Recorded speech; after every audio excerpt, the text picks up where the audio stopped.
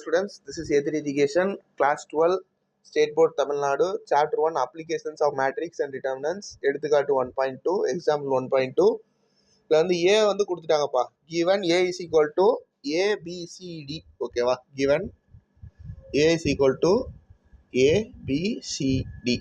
ஓகேவா? ஃபர்ஸ்ட் எடுத்தோன்னே A inverse formula தெரிஞ்சுக்கோங்க. 1 by determinant of A into adjoint of A.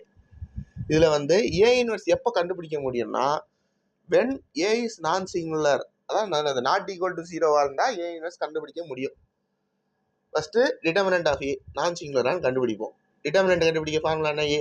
இதையும் நல்லே பண்ணணும், மைனஸ் பி சிபி. ஓகேவா? நாட் ஈக்குவல் டு 0 புரிஞ்சா? இப்போ நம்ம வந்து அட்ஜாயிண்ட் ஏ ஏற்கனவே நம்ம போன சம்லேயே கண்டுபிடிச்சோம். Adjoint A is equal to D.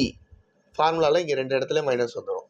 C B A. இதுக்கு நம்ம என்ன எடுக்கணும்? Transpose. Therefore D minus C minus B A. ஓகேவா? டிரான்ஸ்போஸ் எடுக்க மறந்துடக்கூடாது. டிரான்ஸ்போஸ் எடுக்கிறோம்னா மைனஸ் மார்க் தான். இப்போ ஏ இன்வெர்ஸ் ஃபார்முலாவில் சப்ஸ்டியூட் பண்ணால் இந்த கொஸ்டின் ரொம்ப ஈஸியானது. எப்பயுமே 2 மார்க்கில் வரக்கூடிய ஒரே ஒரு கொஸ்டின் இந்த கொஸ்டின் தான்.